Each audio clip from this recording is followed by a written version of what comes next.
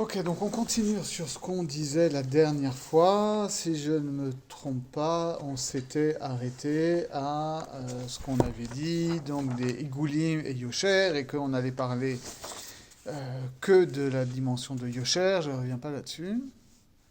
Et je pense qu'on en était. Veine al yede tzimtzum hazeh aniskar, kasher naase adam aniskar, c'est ça?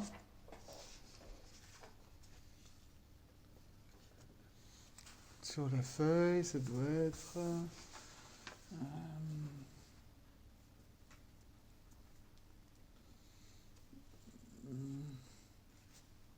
Là. Veine. Véné, Aniska. Vini Aniska. Ouais, bon. Vini Alide Tzimtzum Aniska. Ok. Ok. Donc. Véné, Aliade, Tzimtzum. voilà. והנה, על ידי צמצום הזה, הנזכר, כאשר נעשה האדם הנזכר, היה בו בחינת עצמות וכלים. צמצום האור גרם עשיית והוויית הכלים, כמו שנבהר לקמן, בעזרת האל. ואין לנו רשות לדבר יותר במקום גבוה הזה, והמשכיל יבין ראשית דבר מאחריתו, כאשר נבהר בעזרת השם בתלושים אחרים הבאים לפנינו. Donc, là, déjà, il met en place des choses finalement assez importantes.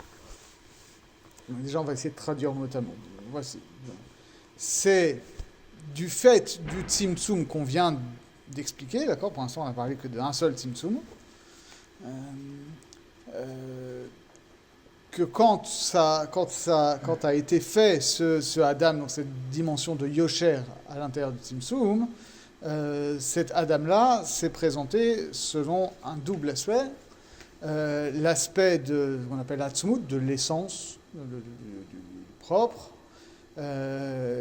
et l'aspect de Kelim. Alors Kelim, c'est un terme extrêmement chargé de sens en Kabbalah classique, puisque c'est notamment la notion sur laquelle s'attarde Rabbi Moshe Cordovero au début de Pardes Rimonim.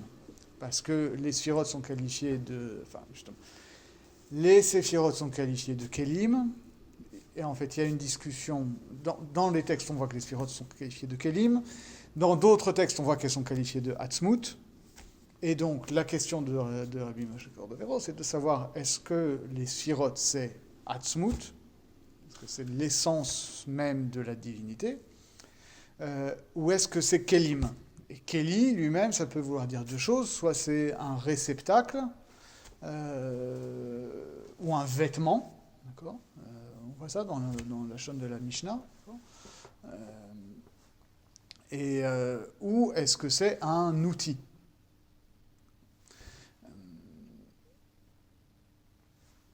Et on comprend ce que ça veut dire, ces deux choses-là, c'est vraiment une notion fondamentale, que finalement, il va y avoir quelque chose comme une essence, sinon de la divinité, mais en tout cas de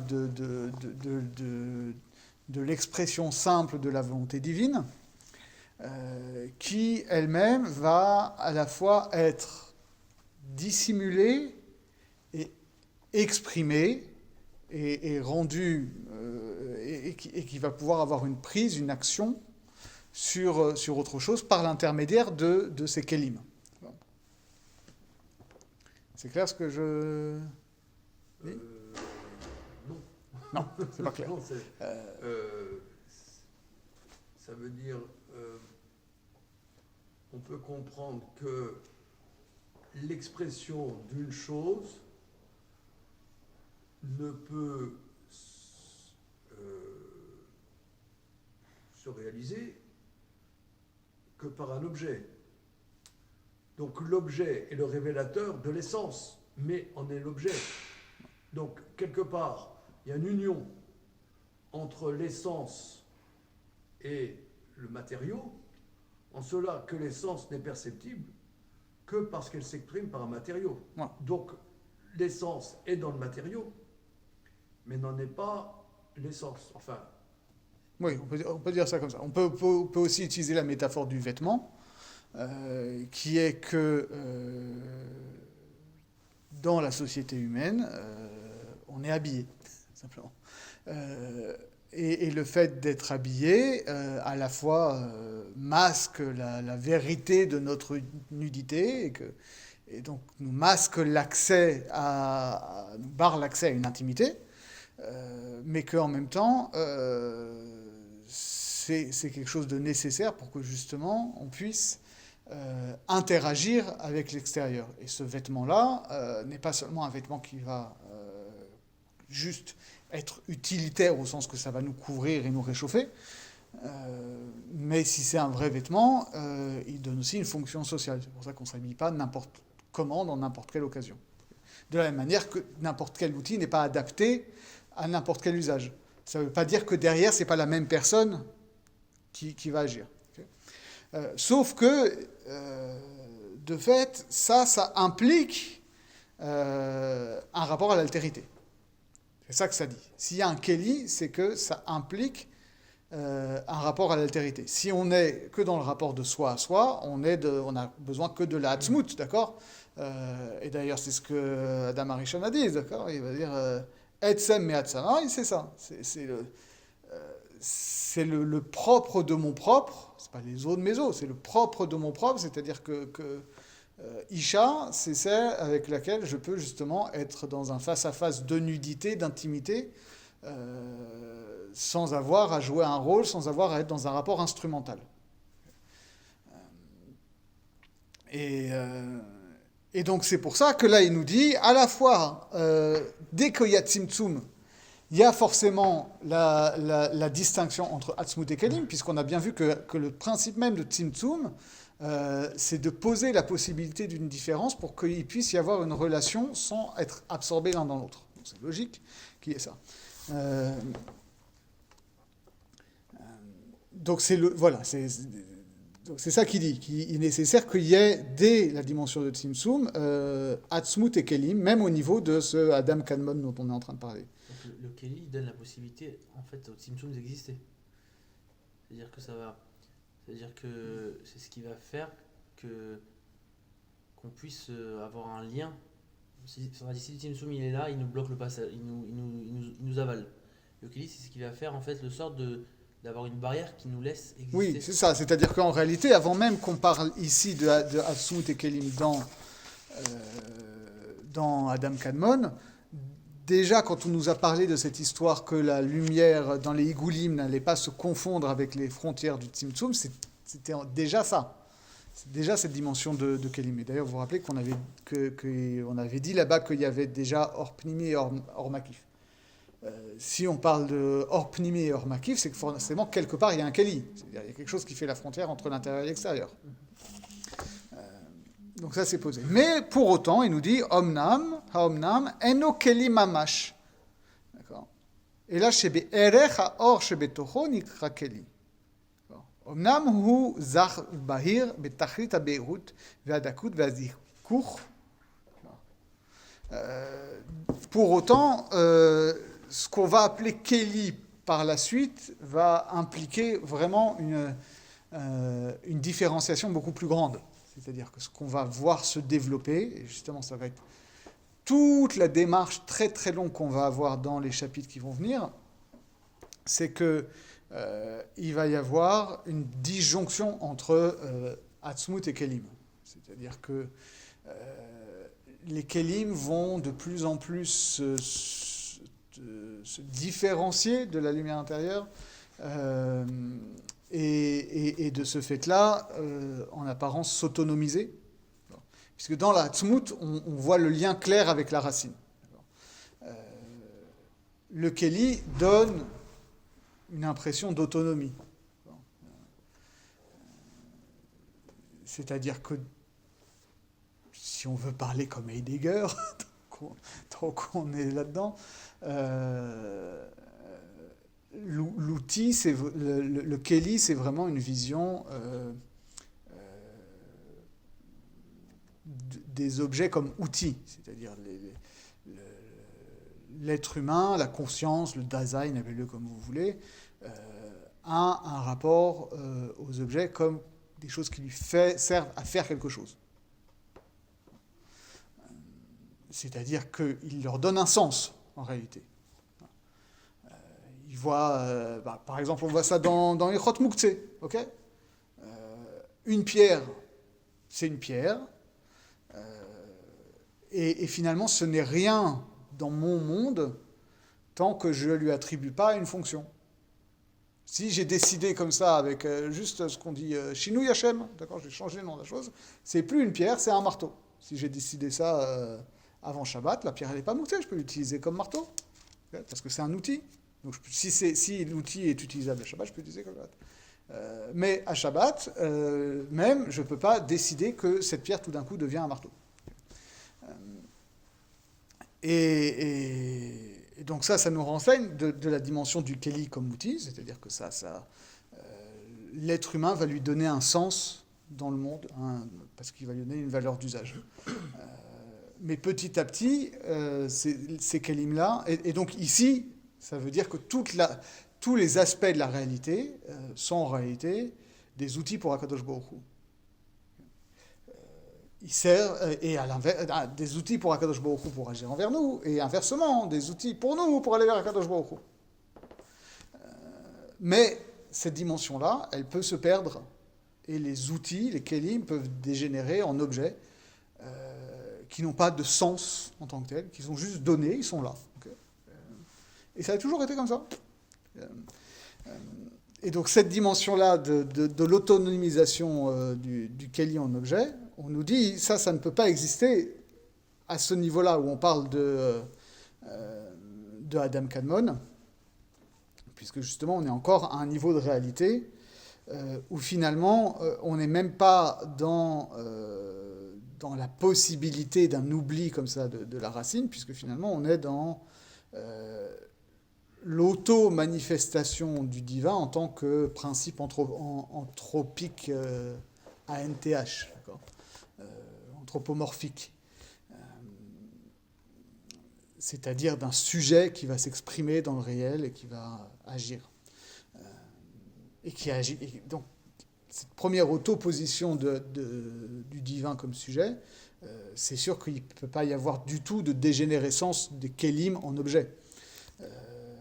D'autant que là, ce qui est très important, c'est que qu'est-ce qu'on va appeler ici Orot et Kélim si on poursuit la métaphore anthropomorphique, finalement, les lumières, ça va être les lumières intérieures de Adam Kadmon, et les Kélim, ça va être, avec 2000 guillemets, son corps. Et donc, il est bien évident qu'au niveau de cette première manifestation plénière de la forme humaine du divin, il ne peut pas y avoir d'aliénation du corps. Mais, de fait, ça nous indique que ça peut dégénérer comme ça. Ça nous indique qu'il peut y avoir une dégénérescence à un certain niveau où le corps de l'homme, et a fortiori le corps de l'autre homme, peut être vu soit comme un objet, soit comme un outil qui n'est pas à disposition du sujet qui s'incarne dans ce corps, mais qui peut être mis à utilisé comme objet par d'autres humains. Mais là, pour l'instant, on ne peut pas être là-dedans. Donc finalement, on comprend que ces kélim-là, ce corps-là, est autant lumière pure et claire et fine, presque autant que la Hatzmut elle-même, puisqu'elle l'exprime parfaitement. C'est ça qui veut dire quand on dit Omna Muzar, Bayir Betachlit Abeirut, comme la Hatzmut en quelque sorte. Voilà, pas tout à fait comme la Hatzmut, mais il n'y a pas d'ambiguïté. Voilà, il n'y a pas d'ambiguïté. C'est clair qu'il y a quand même une distinction, mais on ne peut pas se tromper quant à savoir que finalement le Keli est aussi bien l'expression d'une Hatzmut que la Hatzmut elle-même. En réalité. Et c'est pour ça qu'ils disent Zah et Bahir, c'est-à-dire qu'il y a une certaine transparence du corps à ce niveau-là. Ça, c'est une première chose. Vene Adam Kadmon Azeh, hu mavriach min haketze ha'elyon ad haketze hatachaton. Excusez-moi, mais ça veut dire qu'il y a quand même une différence entre la Hatzmout et le Kéli. Oui, hein. il y a une différence. Il y a une différence de... Comment on définit une différence dans quelque chose qui est... En fait, c'est ce qu'on va voir après. Après, on va développer justement comme on va le voir, il y a des lumières qui vont sortir du corps d'Adam Kadmon, et que donc ça suppose qu'il y ait une intériorité et une extériorité, puisque de fait, si Dieu s'autopose comme sujet en Adam Kadmon, c'est pour, à terme, se poser en sujet face à une altérité. Et donc, il ne va exprimer face à cette altérité que certaines choses et pas toute son intériorité. Donc, c'est là qu'on va voir qu'il y a quand même une dimension de Kéli et que déjà Adam Kadmon nous voile quelque chose de l'essence divine. Mais tant qu'on est à son niveau en tant que tel, voilà. En soi, la différence des pas de sens, ça va faire sens pour autrui. Et en réalité, ça c'est aussi un klal hyper important qu'on va voir dans toute la Kabbalah du Harizal, c'est que tout ce qu'on dit ici doit finalement à chaque fois se penser en termes relatifs. C'est-à-dire, ce qu'on dit ici, c'est Hatzmout par rapport à quoi? C'est Kéli par rapport à quoi? Et finalement, ici, quand on parle de la Hatzmout de Adam Kadmon, comme si c'était l'essence propre, c'est l'essence propre au niveau de Adam Kadmon, mais c'est déjà quelque part une essence dérivée par rapport à Or Ein Sof qui n'est pas rentré dedans, etc. Parce qu'il y a déjà un Tzimtzum. Parce qu'il y a déjà un Tzimtzum, exactement. Alors là, il nous donne aussi une remarque très importante. Donc ce Adam Kadmon, ce cave, d'accord, cette dimension de Yosher, elle est transversale de l'extrémité haute, d'accord, de la racine d'où part le cave de Or Yosher, jusqu'à l'extrémité inférieure. Jusqu'à l'extrémité inférieure. Alors moi j'ai une petite parenthèse, je ne sais pas si vous l'avez. Voilà, alors, je ne sais pas exactement si cette parenthèse fait partie du texte ou pas. J'avais envoyé la photo, je dois la voir, parce que là il y a une très bonne édition. Je ne sais pas si vous connaissez Rav Yaakov Moshe Hillel. Oui. Rav Yaakov Moshe Hillel, pour ceux qui ne connaissent pas, c'est un Rav qui est à Yerushalayim depuis combien 50 ans 40 ans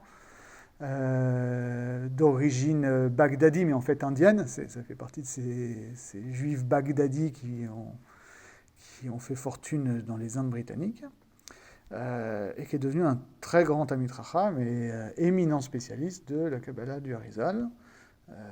Il a une institution qui s'appelle Ahavat Shalom, qui est un binyan énorme à Géoula, à côté de Kikar HaShabbat, et où il y a 3 kollelim. Il y a un kollel normal de haut niveau en bas, il y a un kollel de Dayanim au 2e étage, et un kollel de Kabbalah au 3e étage. Et ça fait maintenant 25 ans à peu près qu'il s'est lancé dans la publication des Kitvei Harizal en se basant sur les meilleurs manuscrits qu'on a. Donc il a tout édité. Et le premier qu'il avait fait, c'était Otzrot Chaim, qu'il a fait à partir des manuscrits autographes, justement. Donc on peut avoir une version assez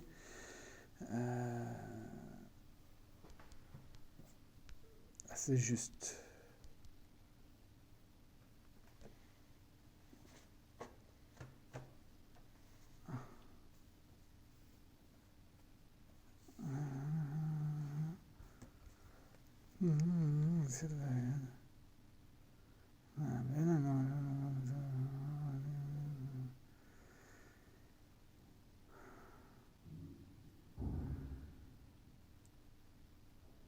Ouais, lui, il n'a pas dans sa version. En réalité, c'est un ajout.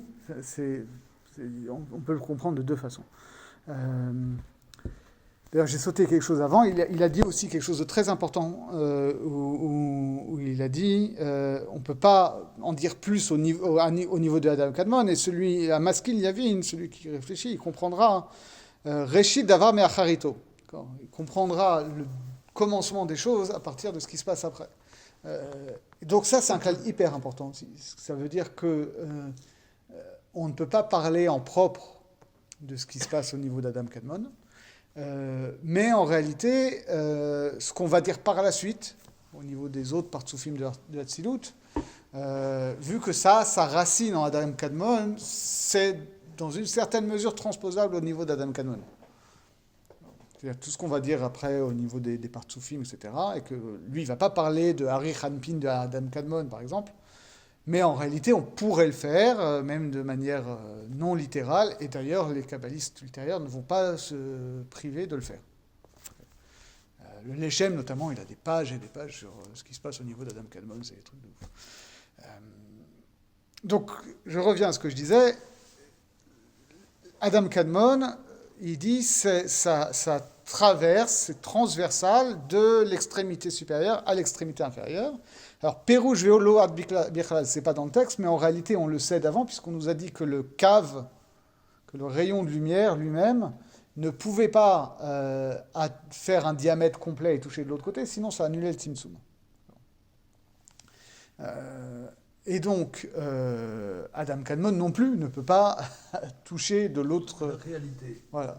D'accord. Voilà. Donc ça s'impose, vélo avec. Voilà, ça s'impose. C'est-à-dire que le Adam Kadmon est au plus commensurable au cave. Et donc la tête d'Adam Kadmon, c'est à la racine supérieure, et les pieds d'Adam Kadmon, c'est au niveau où ça s'arrête en bas. Mais ça ne peut pas toucher l'extrémité basse de la sphère du Tzimtzum, en gros. Alors,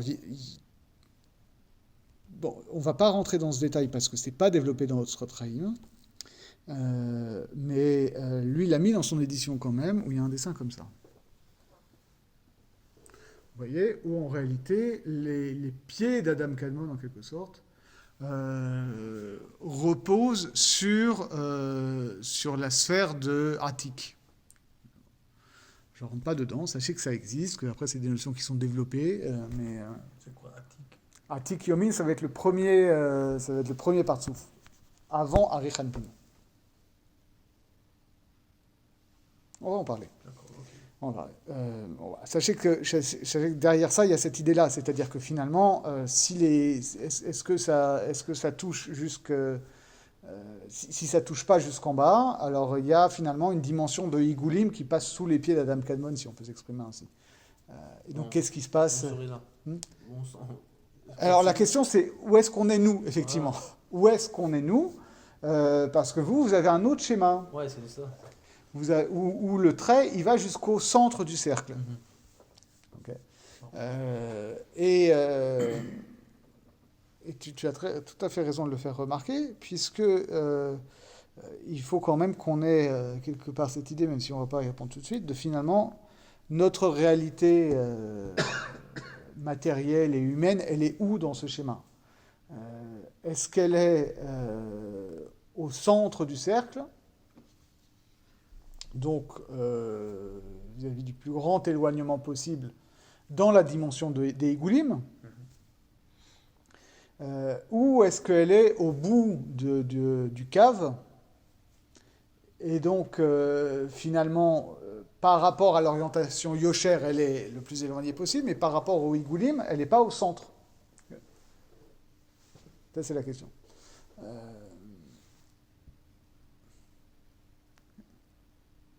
Donc ça voudrait dire qu'on serait restreint alors à une seule sphère. Alors ça ne veut pas dire qu'on est restreint à ça. Ça ne veut pas dire qu'on est restreint à ça. Puisque finalement l'idée c'est qu'on va... c'est que ce cave va en quelque sorte servir d'échelle. D'accord ? Métaphore de l'échelle, Soulam Yaakov, etc. Mais d'un point de vue cosmologique, c'est intéressant de savoir où on se place. Pourquoi ? Parce que finalement, si l'extrémité basse du cave ne coïncide pas avec le centre des Igoulim, ça veut dire que le point le plus excentré de Dieu dans notre rapport personnel à lui n'est pas forcément le même que le point le plus éloigné de Dieu par rapport à la nature.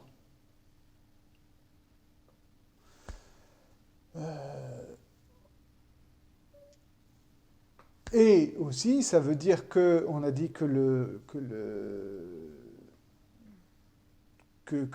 centre des Igoulim, c'était finalement là où il y allait avoir Malchut, puisque c'était ça la racine qui allait justifier le Tzimtzum, d'accord? Donc c'était ça le centre et c'est ça l'idée. Et a priori, on a l'air d'être là. Mais donc, ça veut, si au contraire on est au centre des Igoulim, ça veut dire qu'on n'est pas forcément situé au niveau des pieds de Adam Kadmon. Alors pour l'instant, comme on n'a pas compris c'était quoi Adam Kadmon et c'était quoi les pieds d'Adam Kadmon, etc., on ne voit pas très bien ce que ça veut dire. Mais voilà, pour l'instant, c'est les éléments qu'on a. Et surtout que le même Igoul, il remonte au niveau de la tête après. Celui qui est au niveau des pieds. Exactement. La tête. Exactement. Donc il relie comme ça à la fois le haut et le bas. Et donc, Soit dans ce cas-là. ouais. D'autant que ce qu'on va voir par la suite, c'est que finalement, Hatzilut ne couvre pas, parce qu'après tout ça va c'est-à-dire autour d'Adam Kadmon vont s'agencer les mondes comme des pelures d'oignons, comme le dit la métaphore du soir. D'accord, mais tous ces mondes-là de Hatzilut ne vont pas englober les pieds d'Adam Kadmon. Très spécial, il va falloir comprendre ce que ça veut dire. Mais on a une allusion à ça. Malbim le relève dans Shir HaShirim, où on nous dit Shukav Amudeshesh Meyusadim Aladnepaz. Et donc finalement, on nous dit bien que les pieds du bien-aimé divin représenté comme ça sont d'or et donc d'une matière plus précieuse que les jambes, parce qu'en réalité, dit Malbim, au niveau des pieds, c'est Adam Kadmon qui dépasse. Répète, je n'ai pas compris. Le passage qui dit Shuka Varmoudeshesh, mais Yusadim Alad Nepaz, d'accord? Donc les jambes. Les jambes sont en or, tandis que Non. les pieds sont et en Adnépaz voilà. sont en topaz. Paz, c'est de l'or pur. C'est l'or pur, d'accord. Et Shukav, donc le choc qui est Voilà. au-dessus, Voilà. est moins précieux. Et moins précieux. Donc ça veut dire que finalement, on peut supposer que plus on est à l'intérieur, plus on est précieux, d'accord, et qu'on aurait pensé que l'or serait soit au-dessus, soit à l'intérieur de l'albâtre, dit la langue française. Et finalement non, c'est-à-dire l'or qui est à l'intérieur, au niveau des pieds, n'est pas recouvert par l'albâtre. Donc, en quelque sorte, Adam Kadmon dépasse au niveau des pieds par rapport au reste du corps. Bon, tout ça, c'est des notions auxquelles je ne prétends pas du tout apporter une compréhension, ni maintenant, ni demain, mais tout ça est déjà en germe ici. Okay. Ou baiser Adam nichlalim kol ha'olamot, kemo shenivea lekaman be'ezrat Hashem. Et donc, ce Adam Kadmon, il englobe déjà tous les mondes, comme on va l'expliquer, parce qu'effectivement, on ne sait pas trop ce que ça veut dire ici. C'est-à-dire, est-ce qu'il les englobe à l'intérieur de lui, ou est-ce qu'ils sont tous inclus en lui, potentiellement, mais ils vont s'exprimer à l'extérieur de Au lui? niveau des mots, basé Adam, ils sont inclus en lui. Ouais. C'est pas qu'il inclut. Oui, Enfin, c'est ça. C'est la contraposée, mais s'ils sont inclus en lui, c'est que lui les inclut, évidemment. Oui. Mais ils sont inclus en lui. Ils sont inclus en lui, et au sens où il les inclut dans son intériorité, et c'est pas que kolel kol ha'olamot au sens où les différents mondes composeraient Adam Kadmon. Il les inclut en lui, c'est-à-dire ils sont en lui potentiellement, il va les exprimer, mais il n'est pas constitué par eux. והנה בבחינת פנימיותו ועצמותו של האדם הזה אין אנו רשאים להתעסק כלל. À partir du moment où on a dit qu'il y avait Atzmut et Kelim, Et donc, de ce fait, intériorité et extériorité, on dit, ben voilà, on ne va pas parler de l'intériorité d'Adam Kadmon, au sens où... alors, il faut voir ce que ça veut dire, on ne va pas en parler. Mais on va parler... On va parler de ce qui est, pour reprendre le terme un peu imprécis, émané de lui, ce qui va sortir de lui. Et là, il faut faire une remarque, parce que finalement, les commentaires des kabbalistes vont déduire plein de choses de ce qu'il y a dans Adam Kadmon. C'est-à-dire qu'ils vont nous énumérer en termes formels quelles sont les dimensions qu'il y a en Adam Kadmon. Ils ne vont pas nous les décrire, on va les énumérer. Donc on peut, pour anticiper par exemple, on va nous dire que, comme on va le voir juste après, par exemple, le niveau le plus haut, le niveau de Av, du nom de valeur 72, ça non plus on ne peut pas en parler. Finalement, tu en parles, puisque tu me le désignes, tu me dis que ça correspond à tel niveau. Et comme ces niveaux, comme on l'a dit, vont se retrouver à chaque fois de manière fractale dans tous les niveaux inférieurs, si je sais comment ça marche au niveau inférieur, alors je peux déduire un petit peu comment ça marche au niveau supérieur. Donc je peux en parler finalement. Il n'y a pas d'utilité. C'est comme si on compare ça comme au Kélim, on me donne un ustensile pour l'utiliser, pas pour l'analyser. C'est-à-dire que je peux deviner de quoi il est fait, etc., mais ce n'est pas le but du Kélim. Oui, mais en même temps, on aimerait bien savoir ce qu'il y a à l'intérieur, tu vois, au sens où... C'est pas l'utilité en soi, mais on peut. Ouais. C'est pas... Non, mais nous, c'est-à-dire quand tu as affaire à quelqu'un, tu cherches quelque part à connaître la personne derrière l'habit ou derrière la fonction. Ça, on nous dit que ça, on n'a pas accès à ça. On n'a pas accès, si tu veux, à l'intériorité de Dieu. Même si c'est même pas Dieu absolument inconnaissable, mais même le Dieu qui va se manifester à nous comme sujet, on n'a pas accès à l'intériorité du sujet divin. C'est un postulat. Même si on peut, en réalité, énoncer des choses à son sujet. D'accord ? C'est-à-dire que, en réalité, moi, j'ai pas accès à l'intériorité de Gérard ou de David. Rappelle-moi ton prénom. Moshe Chaim. Voilà, de Moshe Chaim ou de Jonathan.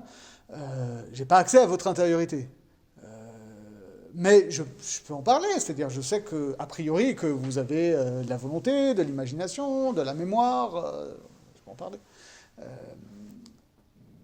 Mais j'y ai pas accès. Ce qui veut dire à l'inverse que le piège dans lequel il faut absolument pas tomber, c'est que quand on va nous parler des autres aspects, desquels on peut parler, on ne va pas pouvoir se contenter d'en parler purement formel comme ça. Il va falloir essayer de comprendre ce que ça veut dire, pour nous.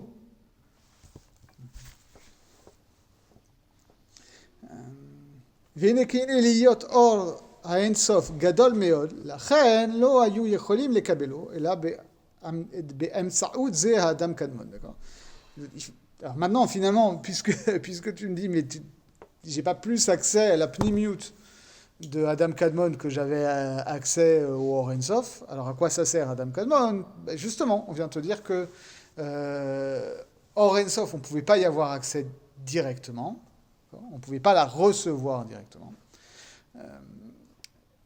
Et donc, il fallait la recevoir par l'intermédiaire de ce Adam Kadmon. Donc Adam Kadmon, c'est à la fois, ça c'est le principe général, c'est à la fois quelque chose qui exprime, qui manifeste et qui voile, qui masque, qui filtre.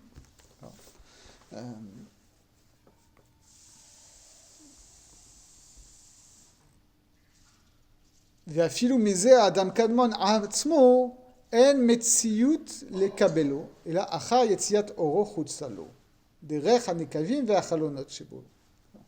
Et même ce Adam Kadmon, on n'a pas accès, c'est absolument impossible pour n'importe quel étang d'être en contact direct avec l'infini qui est au-delà de toute différence entre être et non-être, etc. Donc le premier mouvement de cet infini divin, c'est de se poser comme sujet. Sujet, ça permet déjà une relation. Mais on n'a pas accès non plus, et on ne peut pas supporter non plus cette intériorité du sujet. Puisque aussi bien, si ce sujet, c'est l'autoposition du divin comme sujet, alors l'intériorité de ce sujet-là est quasiment aussi insupportable et ineffable que l'infini divin. Mais par contre, on va avoir accès à ce sujet divin comme personne. C'est-à-dire comme nous, on a accès à autrui par l'intermédiaire de son corps. Simplement. Ça sous-entend qu'après la vie, on aurait peut-être d'autres accès à ça alors. Une fois qu'on part, qu'il y aurait un dévoilement peut-être à ce moment-là de quelque chose qu'on n'avait pas accès en tant qu'humain. Parce que là, on n'avait plus les barrières, tout ce qui est matériel en fait. Oui, en tout cas, c'est sûr. Est-ce qu'on arrivera jusqu'à ce niveau de Adam Kadmon On parle de Kisei Hakavod, on parle aussi à ce moment-là de savoir Havot. justement qu'est-ce que c'est le Kisei Hakavod, où se positionne le Kisei Hakavod. Les Neshamot, où les Neshamot sont quelque part, peut-être un éclat divin quelque part, mais c'est de l'ordre des Kélim, ou je ne sais pas. Ça va être toute la question. C'est effectivement, à partir de tout ça, d'où viennent les Neshamot? Est-ce qu'elles peuvent monter à un niveau plus haut que là d'où elles viennent? Mais en même temps, voilà, on nous dit, il y a des filtres, il y a des écrans, tout ça. Mais ça nous donne quand même un certain accès. Bon, c'est-à-dire que Adam Kadmon, il n'est pas complètement voilé par Hatzilut. Il va s'exprimer à travers Hatzilut. Okay, et là, on va nous parler des lumières qui vont sortir d'Adam Kadmon. Ces lumières qui sortent d'Adam Kadmon, elles sortent de son intériorité. Comme le dit le Zohar, c'est quoi la formule? Comme un Kol Anofeah. Médilé ou affaire, d'accord? C'est quand on dit que Hachem va y parler Apo Nishmat Chaim, que Dieu a insufflé en l'homme une âme vivante, il l'a insufflé de son souffle, de son intériorité. Donc il y a quelque chose quand même de l'intériorité qui passe dans l'extériorité. De la même manière que quand je m'exprime, c'est pas un phénomène purement extérieur. Ça exprime quelque chose de mon intériorité aussi. Et non seulement de mon intériorité, mais de ton essence. Et de mon essence, et même de quelque chose qui transcende mon essence, j'ai envie de dire. Puisque finalement, tout ce que je suis en train de raconter là, je ne le sors pas de moi-même. Ça passe par moi parce que je l'ai reçu, parce que je l'ai compris de quelque chose qui est, on l'espère, d'une vérité objective, ou en tout cas d'une vérité partagée, quoi, transpersonnelle. Et donc on va pouvoir connaître plus ou moins quand même, à un certain degré, les lumières qui vont sortir par les orifices et les fenêtres qu'il y a au niveau du corps de Adam Kadmon. Et c'est quoi ces orifices? Shem Aoznaim ve'ayenaim achotam ve'ape. Les oreilles, les yeux, le nez et la bouche. Alors là, on est extrêmement perplexe.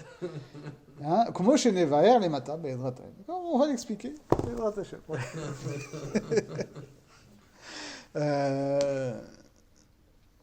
Bon, mais déjà, on comprend qu'on va nous parler essentiellement du visage.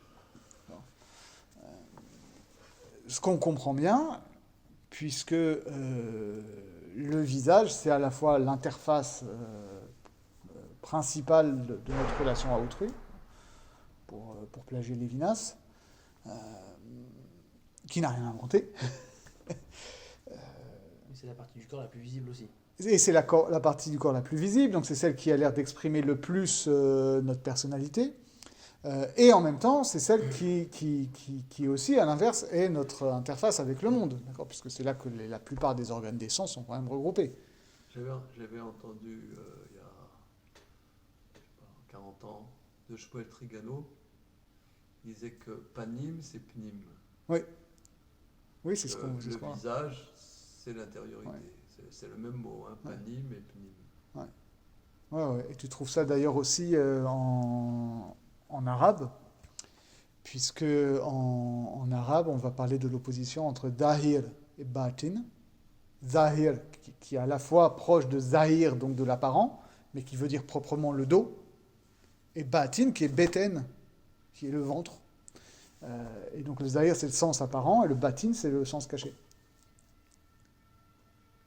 Alors là, j'ai C'est-à-dire, rien saisi. c'est-à-dire que de la même manière que ici, on va avoir une opposition entre Panim et Achor, entre la face et la le dos, face et la face et le dos, et que finalement, le Panim, la face, va exprimer la Pnimiut, l'intériorité, alors que le Achor va exprimer justement l'imperméabilité. D'accord. Quand on est dos à dos, on n'a pas de relation, même si on se touche.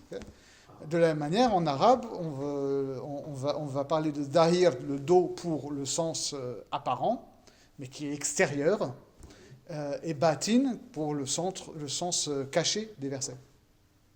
Le sens pnimi, quoi. D'accord, mais c'est pas le visage. C'est pas le visage, c'est le Batin, c'est le ventre. C'est en mode couscous. Alors, j'ai rencontré un type extraordinaire. Hein. Pour le cerveau. Ce Shabbat, j'ai rencontré un type pas extraordinaire. que l'estomac, c'est ça, l'estomac c'est le second cerveau, c'est ça. Un type extraordinaire. Je ne sais pas si tu connais Jérémy Gage, qui est maître de conférence en histoire à l'Université de Nice. Un type très sympa que j'ai rencontré ce Shabbat. Et thune à mort, enfin à la fois hyper intello et hyper thune. Et il te dit que sa grand-mère, quand il était petit, elle l'appelait Kabdi, mon foie. C'était pas mon cœur, c'était mon foie. C'est mignon. Voilà. Donc, bon, alors qu'est-ce qu'on fait avec ces oreilles et ces yeux et ce nez et cette bouche?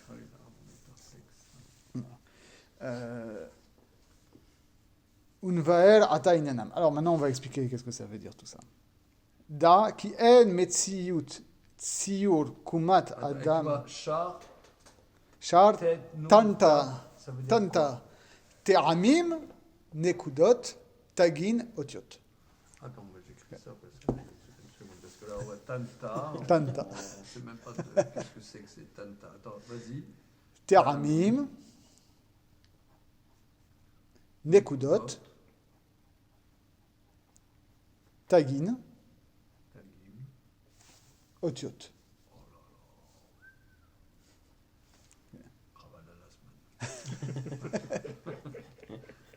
Voilà, on va introduire un autre paradigme qui est aussi fondamental, vraiment le paradigme fondamental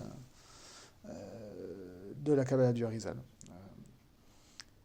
Petite introduction, parce que d'ailleurs, très souvent, les universitaires, en particulier Moshe Idel, ont eu tendance à opposer une Kabbale des Séphirot et une Kabbale des Otiot. Keilou, le Zohar et la Kabbale espagnole, tout ça, ce serait la Kabbale des Séphirot. Et Aboulafia, ce serait la Kabbale des Otiot. Et qu'il y en a une qui serait théosophique, qui serait voilà, sorte spéculative, et l'autre qui serait extatique, prophétique, méditative et tout. En réalité, dans le Zohar, les deux paradigmes ils existent.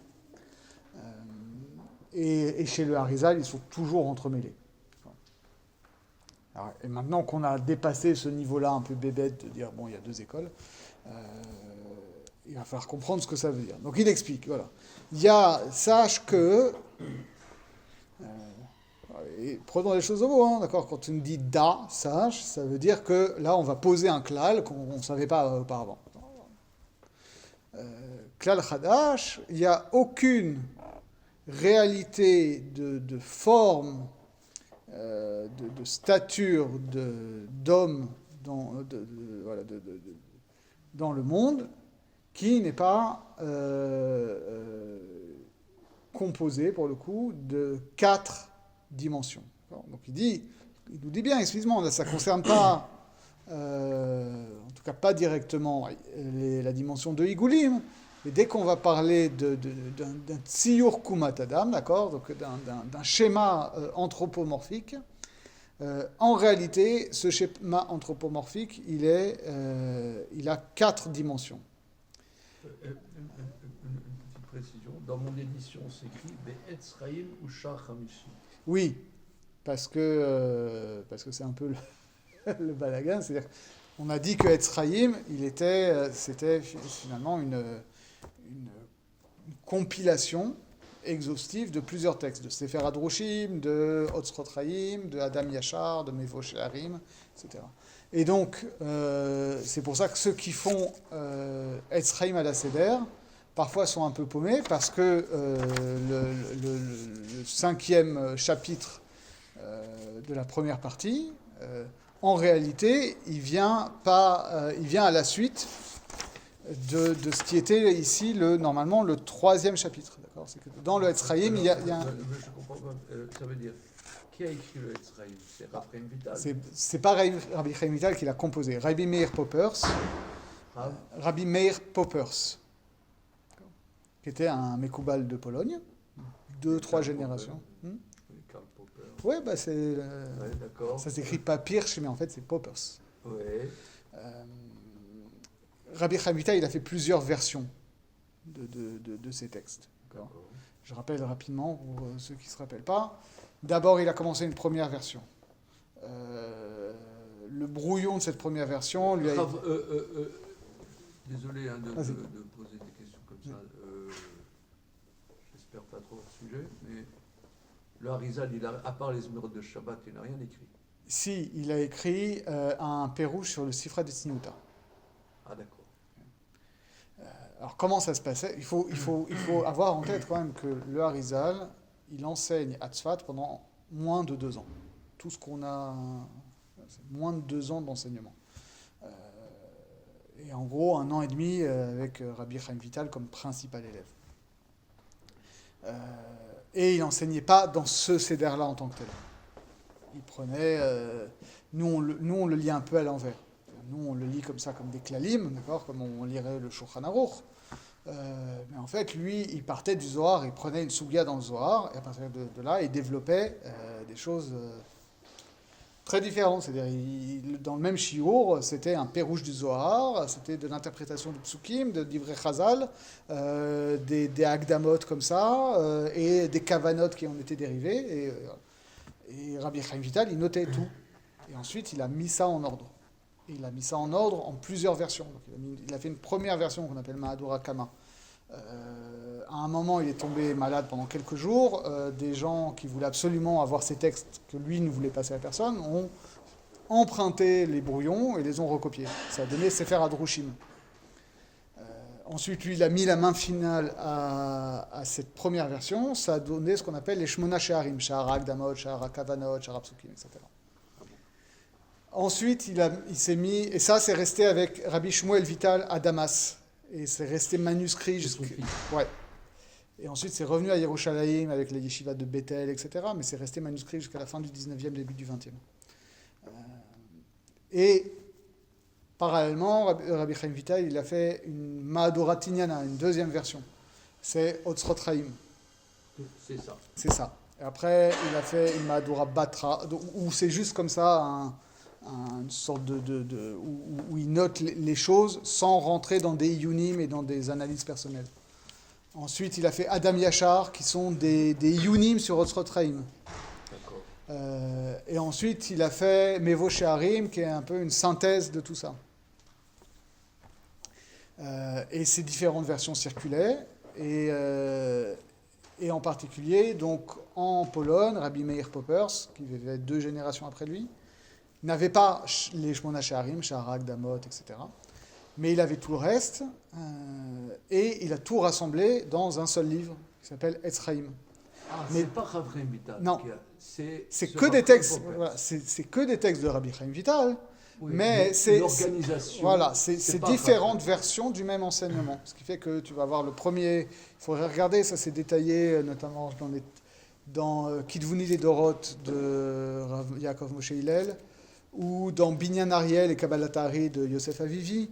Ils ont fait tous les deux une étude précise, et donc tu as notamment, et dans les bonnes éditions de Etzraïm, on te dit, ben voilà, en fait, là, le premier chapitre de la première partie, ça vient de Sefer Adroshim, et le deuxième, ça vient de Adam Yachar, et le troisième, c'est Otrot Chaim. Etzraïm, c'est pas l'organisation de Rav Chaim Vital. D'accord, Voilà, je savais. voilà, Ok. c'est- Et c'est- le prix Etzraïm, Alors, le prix Etzraïm, c'est la même chose que Etzraïm. En fait, ça fait partie de la même chose, mais c'est sur les kavanot. C'est-à-dire, pareil, il n'avait pas Char à kavanot, mais il avait Sefer à kavanot et Olat Tamid, donc le brouillon de la Mahadura Kama et la Mahadura Batra, et il l'a fondu en un seul texte. ça c'est sur Rav Chaim Poker. Ouais.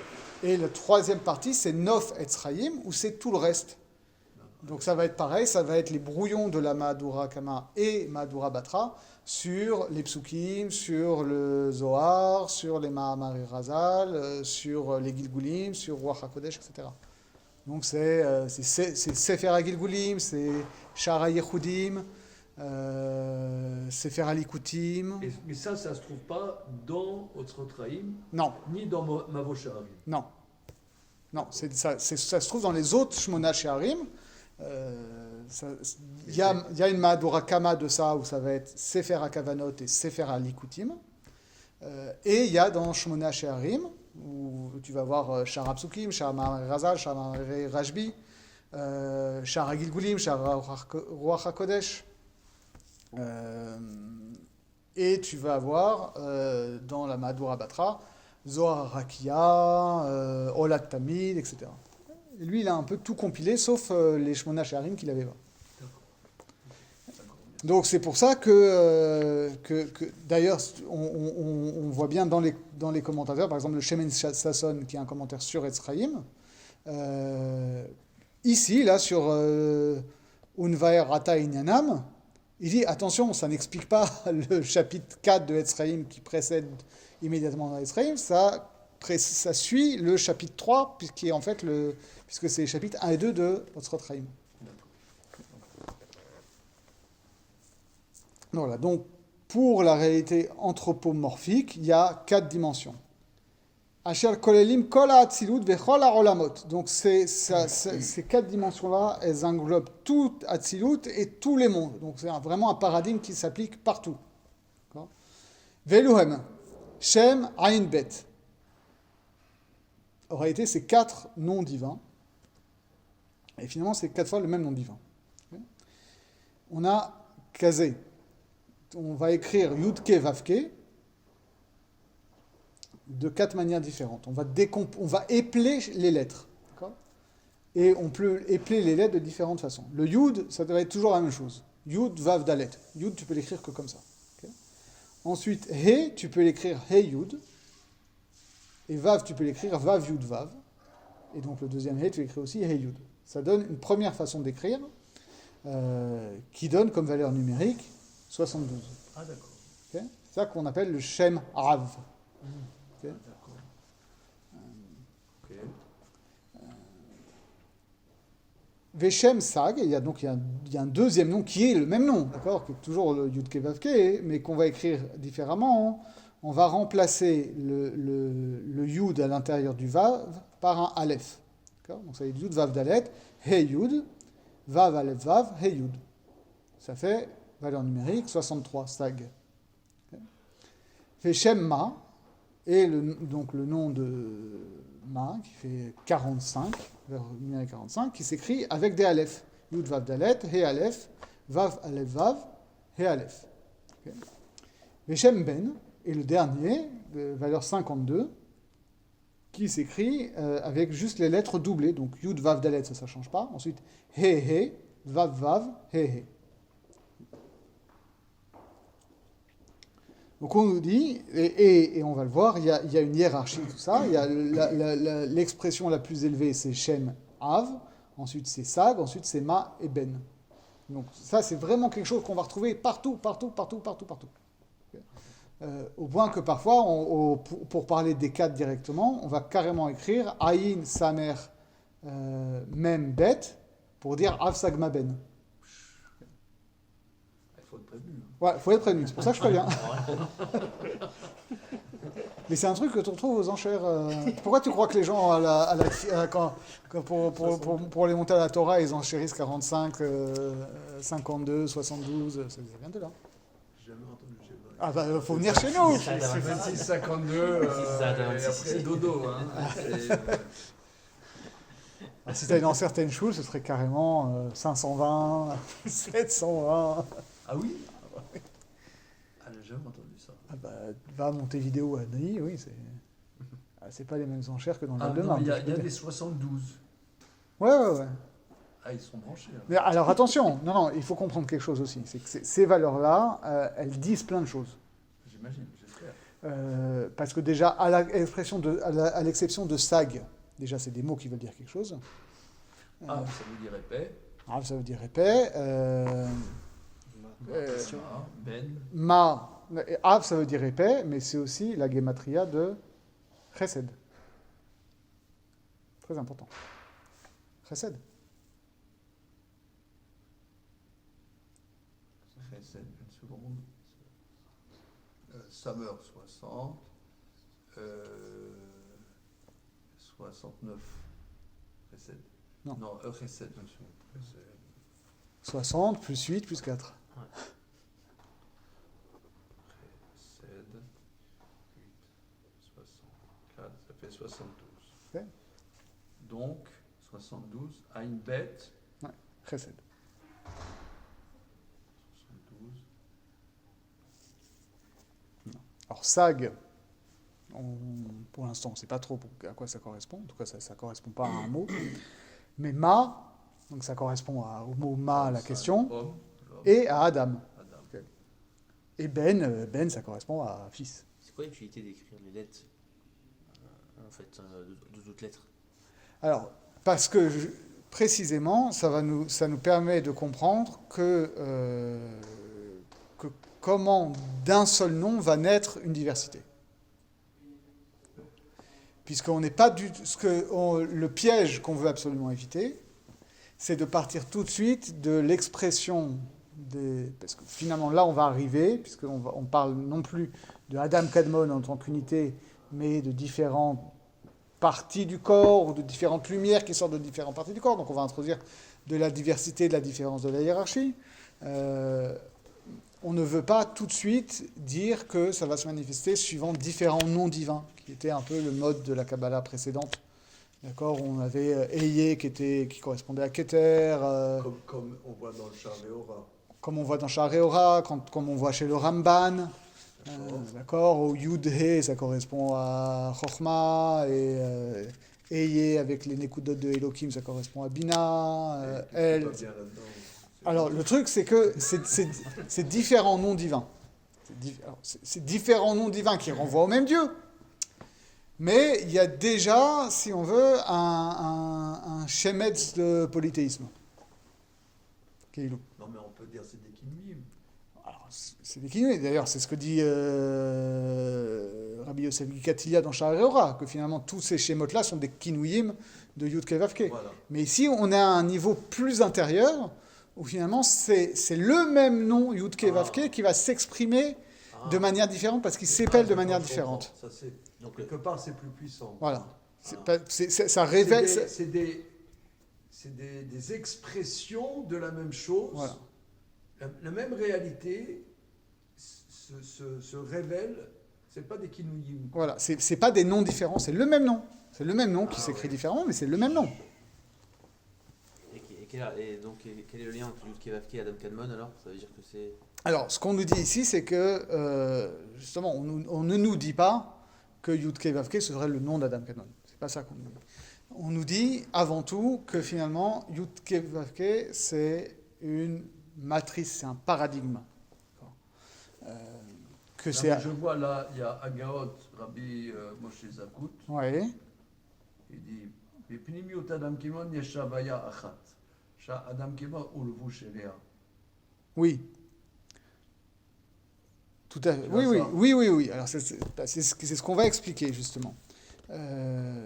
Parce que vous comprenez bien que finalement, ces 4 développements de Yud Kei Vav Kei, puisqu'ils sont 4, correspondent aux 4 lettres. C'est-à-dire que le nom de soi, le Shem Av va correspondre au Yud, Shem Sag va correspondre au He, Shem Ma va correspondre au Vav, et Shem Ben va correspondre au He final. Et donc, au niveau séphirotique aussi, ça va fonctionner comme ça. Puisqu'on sait que le Yud, ça renvoie à Chochma, donc a priori, Av, ça va correspondre à Chochma. Parce qu'on sait que le premier He, ça correspond à Bina, donc le Sag, ça va correspondre à Bina. Et ainsi de suite. C'est-à-dire que le Vav, c'est Zeir-Anpin, donc Ma, ça va être au niveau de Zeir-Anpin, etc. Ou a priori, ça va être comme ça. Pourquoi il n'y a pas encore plus de combinaisons en faisant par exemple le premier He écrit d'une façon... Oui, alors effectivement, on pourrait en avoir plus. On pourrait en avoir plus. Il y a d'autres textes dans la tradition de Rabbi Israël Sarug qui donnent les 13 combinaisons et qui les rattachent aux 13 attributs de Rachamim.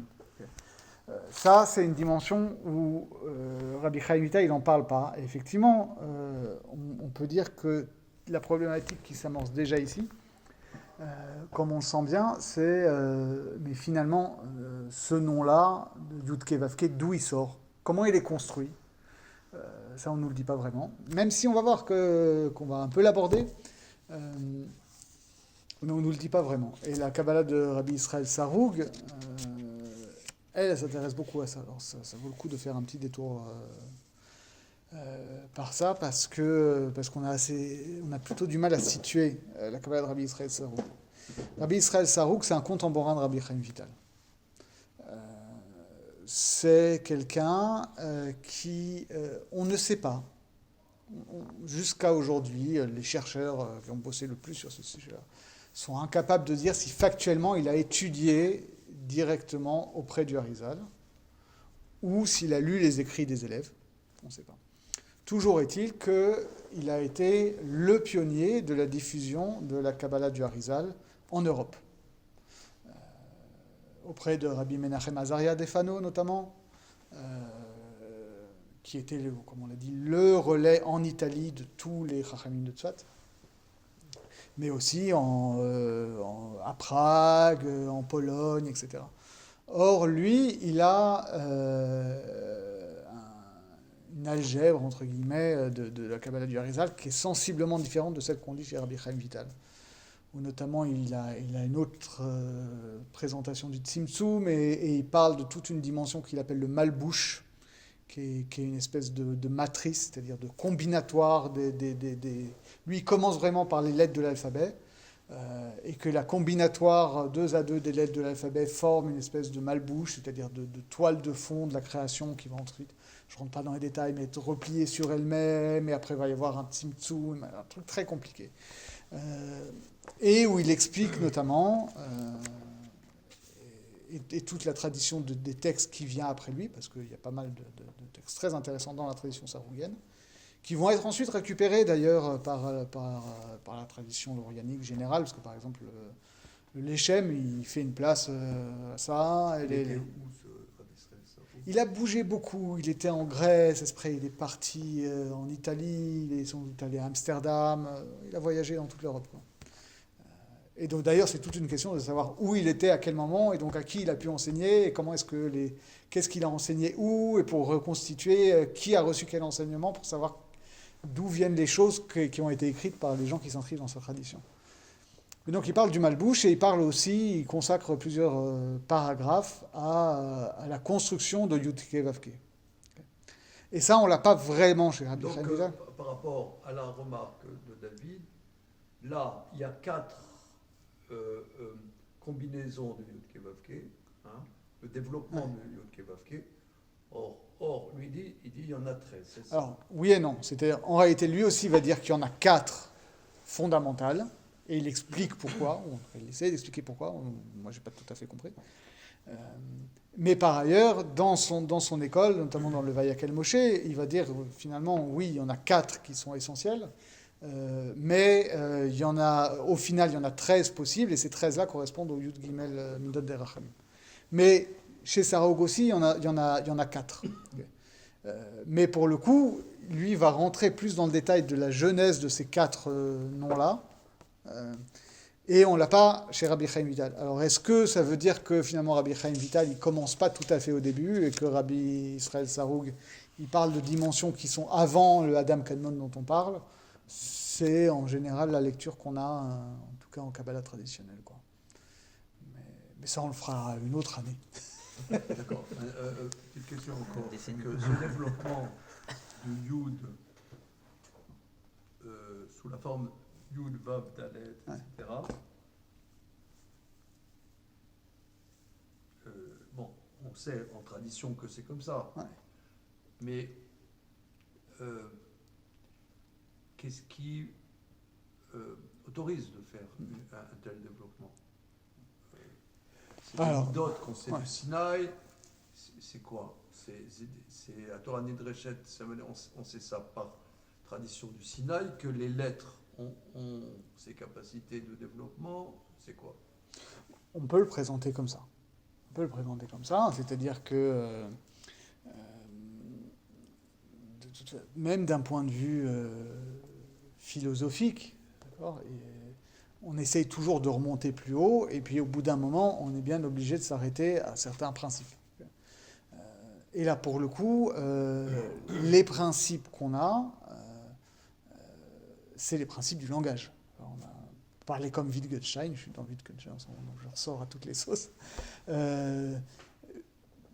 Pour parler comme Wittgenstein, les limites du langage sont en même temps les limites du monde et la limite de la pensée. Je ne peux pas penser en dehors du langage. Donc je pense avec le langage et dans le langage, et ça c'est complètement assumé, pour le coup, par la tradition kabbalistique, puisqu'on sait qu'Akadosh Baruch Hu, il a créé le monde par la parole, qu'il s'est révélé à Sinaï en parlant, et donc que le langage, et en particulier la langue hébraïque, nous dit quelque chose du monde, du réel et de Dieu en tant qu'il s'exprime.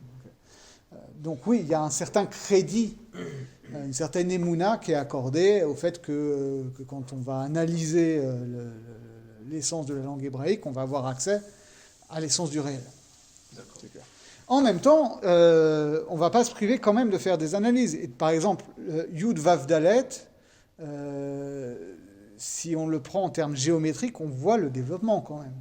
Oui, le Yud. C'est le point, le Vav c'est la droite, et le Dalet c'est le plan. Okay, donc c'est un développement organique, on va dire. D'accord, je comprends. Okay, oui.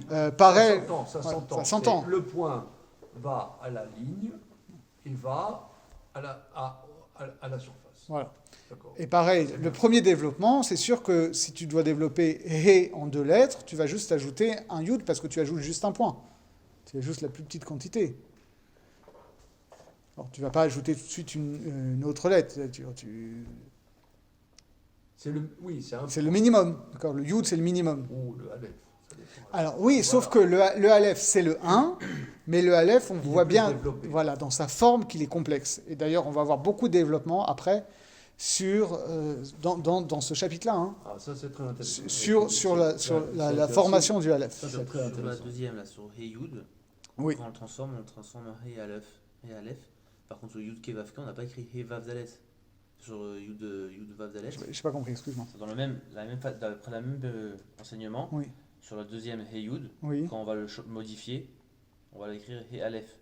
C'est-à-dire que le Yud, on peut le dire, on peut l'expliquer de 2 façons. Soit par un Yud, oui, c'est-à-dire qu'effectivement, après le Yud va venir le Aleph. Voilà. Par contre, on se permet de faire ça que dans le Yud, dans le He Yud, pas dans le Yud Vav Dalet. On aurait pu écrire He Vav Dalet. On aurait pu écrire, excusez-moi, Aleph Vav Dalet. Mais non, puisque c'est la lettre Yud de Yud Ke Vav Ke. Donc l'initiale, tu ne peux pas la changer. Et Nachinami, après tu auras le nom Eye qu'on développera dans Aleph Lamed P et He Yud ou He Aleph ou He He, et etc. Yud, on ne peut pas l'écrire juste Yud et Dalet? Non, il faut toujours que ça, Yud Vav Dalet. Donc là, c'est quand même, c'est vraiment extrêmement intéressant ce que tu nous dis là. C'est-à-dire que le premier développement avec le point est finalement le plus fort, puisque c'est 72. Oui. Et lorsque c'est avec un développement dans le plan, par le Aleph qui est une lettre beaucoup plus développée, ça devient Oui. moindre. Oui, C'est tout étonnant. à fait. Ouais, ouais, mais c'est effectivement comme ça que ça fonctionne. Finalement, le yud, en fait, le yud qui est la dizaine, dans ce schématisme-là, qui existe déjà dans le Sefer Yetzirah, finalement, le yud, la dizaine est une unité à la puissance supérieure. Ouais. Puisque c'est l'unité de l'ordre des dizaines. Donc le yud est aussi une unité. Ça amène à une unité supérieure. Bien que ça soit qu'un point. Alors, encore une fois, ici avec une confiance aveugle dans la vérité de la numération décimale. Ok. Mais Oui, ça aussi c'est très intéressant. Ça.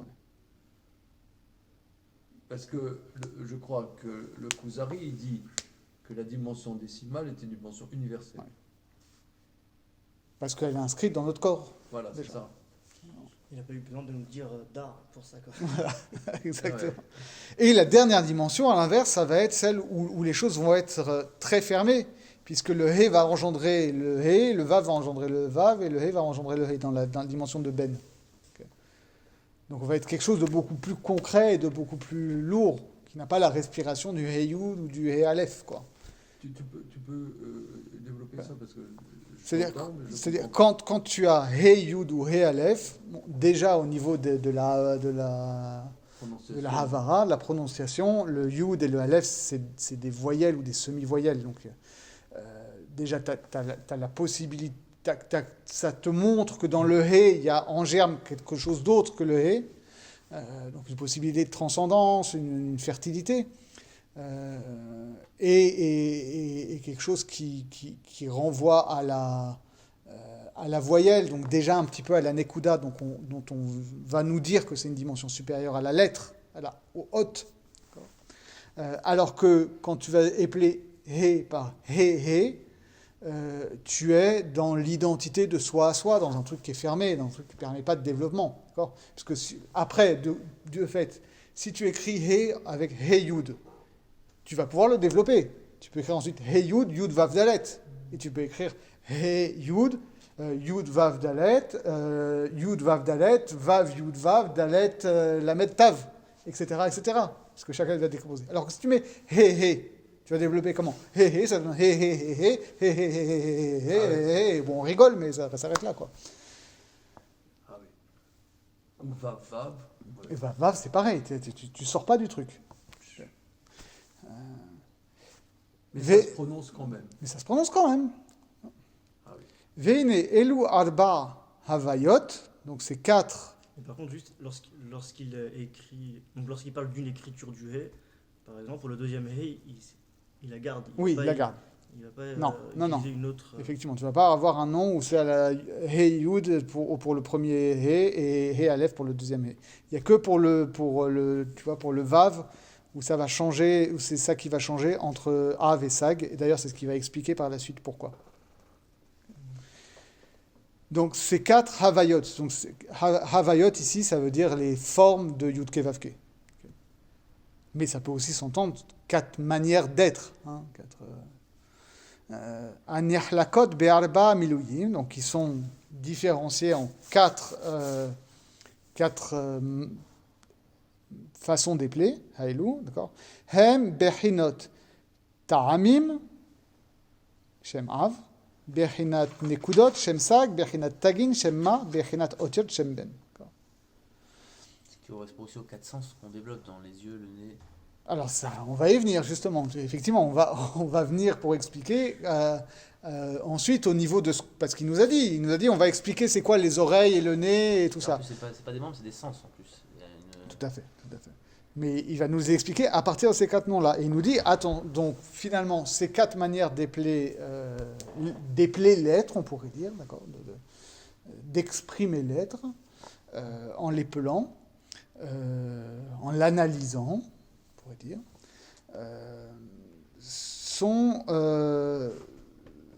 correspondent à 4 dimensions du langage lui-même.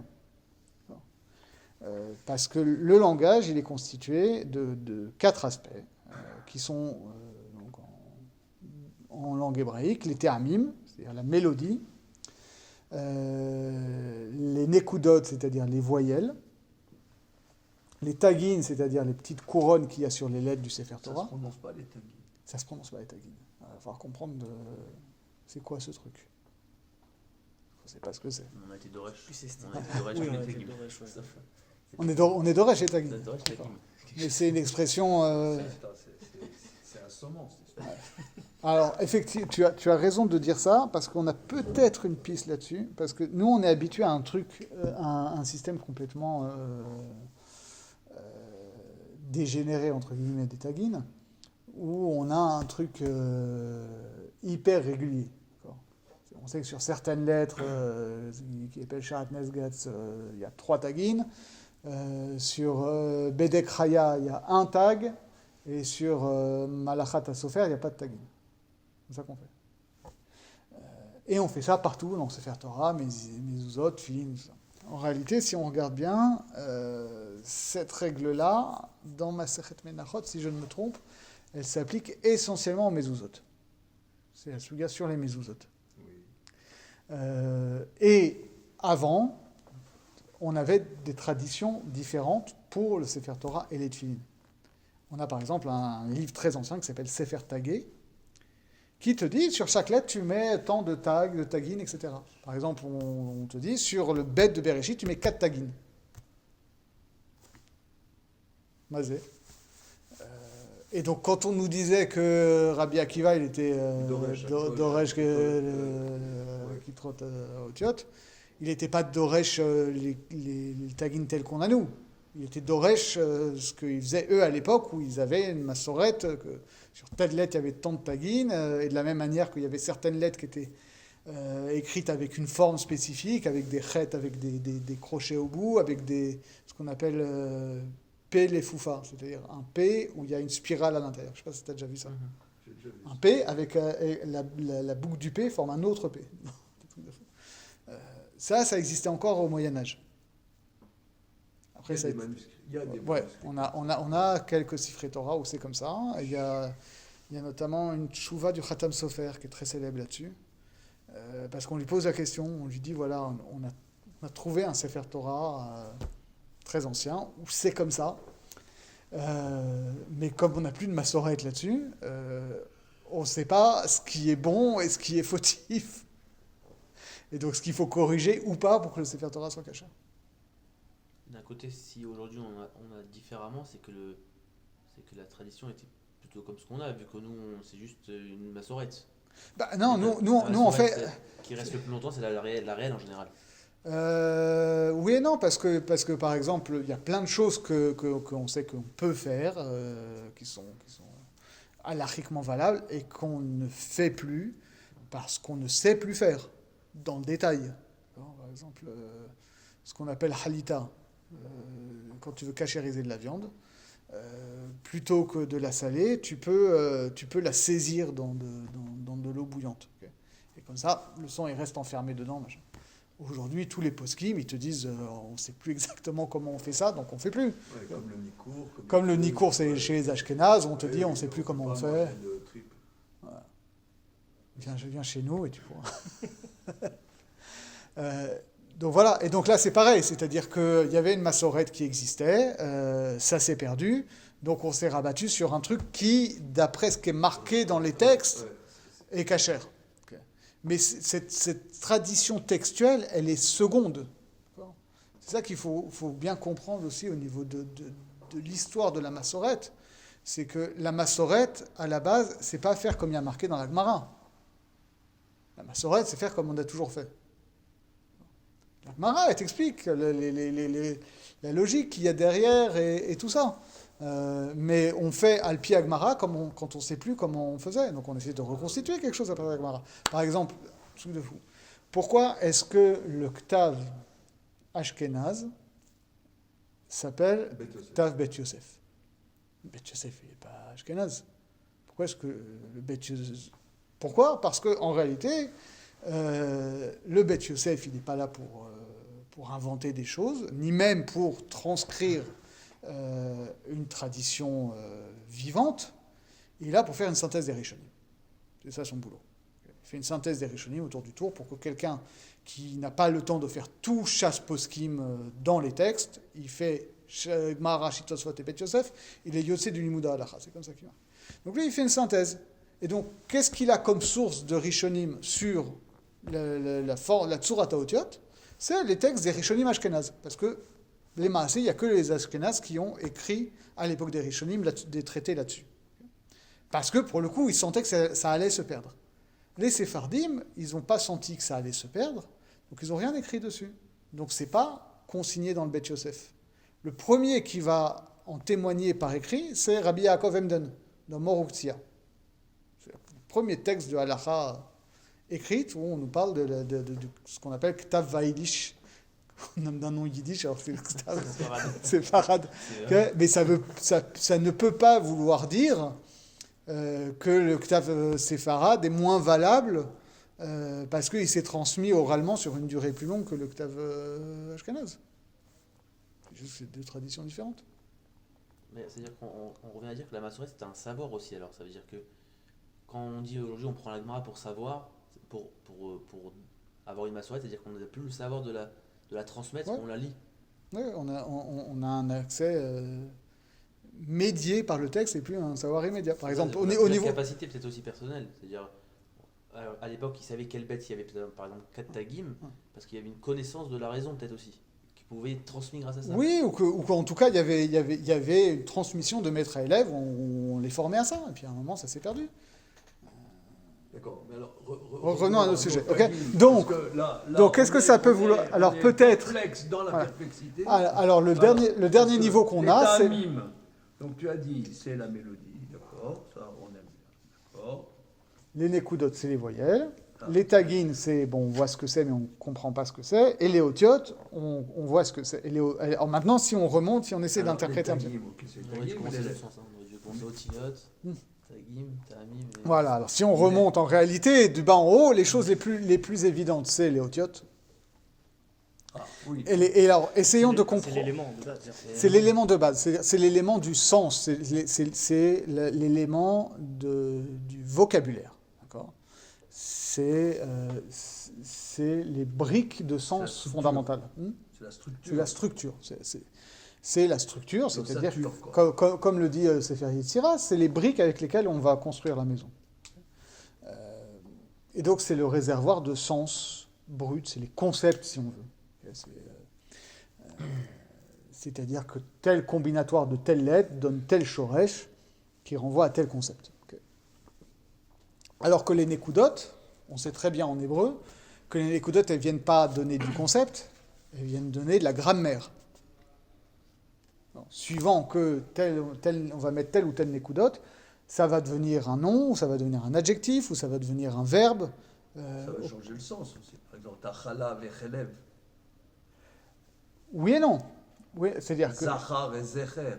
Oui, mais tu vois bien que Zachar et Zecher, on va te dire, finalement, si c'est les mêmes otiotes, c'est que fondamentalement, c'est le même concept, qui prend un aspect différent à cause des nekudot. Mais fondamentalement, il y a un lien entre Zachar et Zecher. Évidemment, Okay. évidemment. Et même entre Chalav et Chalev. Oui, mais le sens est complètement différent.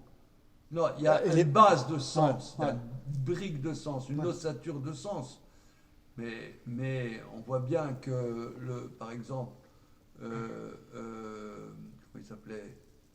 C'était Yoav qui avait tué les Zachar Hamalek. Ouais. Voilà, hein, c'est ça la Gemara dans Baba Batra. Il a été puni là-dessus. Ouais. Je crois que c'est Yoav. Enfin, c'est dans Baba Batra, il s'était trompé. Il avait appris à l'école Zachar Amalek, pas Zecher Amalek. Et donc c'est pour ça qu'il a été puni. Mais tu vois bien que dans la Gemara aussi, on discute donc, de savoir si... Ça veut dire que les otiotes, ça va orienter dans un sens ou dans Bien l'autre sûr, sens. bien sûr. Mais qu'en même temps, on va garder cette ambiguïté fondamentale. Ça va être tout le jeu des altikra. D'accord. Finalement, les tagim, ils sont ça où? veut pas dire qu'il a mal traduit, ça veut dire peut-être qu'il a mal compris. Il y a la traduction qui veut dire Zecher ou Zachar, il y a peut-être le sens du mot qu'il aurait dû comprendre. Ça veut dire que c'est pas forcément il a une mauvaise massorette de traduction. Enfin, la Gemara dit que c'est dans la Sugya, là, dans le deuxième chapitre de Baba Batra, qu'un enseignant aux enfants, il ne doit pas se tromper, parce que son maître, il avait appris et Zachar Amalek. Peut-être que ça veut dire aussi que tout en lui apprenant Zecher Amalek. Enfin, là-bas, dans le contexte de la Gemara, c'est comme ça. Mais là, dans la Gemara, tu n'as pas de Nekudot, donc c'est comme ça que toi, t'as appris. Peut-être qu'il lui a appris qu'au lieu de lui apprendre qu'il fallait lire Zachar au lieu de Zecher, qu'il lui a dit, parce que Zecher et Zachar c'est la même chose, comment on est moché le Zecher Amalek en étant moché le Zachar Amalek. La descendance. Puisque finalement, pour les Kénaanim, c'est ce qu'on fait. Ouais. Mais tu vois que la Gemara aussi, elle fait des jeux comme ça entre Chalev et Chalav. Elle ne prend pas pour acquis que l'Otevachel Gedi Bechalev Imo, ça veut dire Bechalev, peut-être que c'est Bechalav, c'est pas chose. Elle fait tout le temps ça. Donc ça veut bien dire qu'il y a deux niveaux de sens différents, qu'il y a un sens vraiment fondamental, un peu immuable, basique au niveau des otiotes, et qu'il y a quelque chose qui relève plus du sens, de la façon dont un mot va prendre sens dans un contexte, dans une syntaxe, dans une grammaire, avec les nekudot. D'accord ? Donc ce qui fait que les nekudot, ça va être déjà quelque part comme un niveau spirituel par rapport au otiotes. C'est peut-être pour ça même que dans la Torah, on n'a pas mis nekudot alors. Exactement. Sinon, on aurait répondu des trucs qui n'ont pas été répondus de cette manière en limitant en fait le mot. Voilà. Et c'est pour ça que, comme le dit le Harizal, le Ramchal va le reprendre, c'est pour ça que chez les vrais, c'est-à-dire chez les séfarades, on fait la Hagbaha avant Kriyat Torah. Parce qu'en fait, on montre au Tzibour que dans le Sefer Torah, il n'y a pas de Nekudot. Et que donc le Sefer Torah, sans le Tzibour, n'est finalement qu'un corps sans âme. Et que tout le travail de la Kriyat Torah, ça va être d'insuffler la Neshama dans les Otiot Torah. C'est bien. Incroyable. Ah oui, de fou. Ah oui, là c'est bien. J'ai jamais entendu ça. Non, mais c'est important. Ah oui, mais c'est pas de la dévotion à la noix de coco. Non, mais c'est-à-dire, il faut. Non, il faut. C'est un truc. Il faut le dire aux gens. Il faut le dire aux gens que Kriyat Torah, c'est Mahamad Har Sinaï. Vous entendez Dvar Hashem. Vous entendez l'esprit d'Hachem, le sens de Dvar Hashem qui va s'incarner dans les lettres du Sefer Torah. C'est un truc extraordinaire. Oui, c'est-à-dire que là, tu ne peux pas papoter pendant ce temps. C'est un potentiel, mais c'est le Kaal qui va faire le tikkun en insufflant le Neshama là-dedans. Alors, peut-être... Les Ashkenaz, ils disent, bon voilà, c'est fini, vous pouvez retourner dans vos cercueils. Rassurez-vous, vous êtes toujours aussi morts qu'avant. C'est ma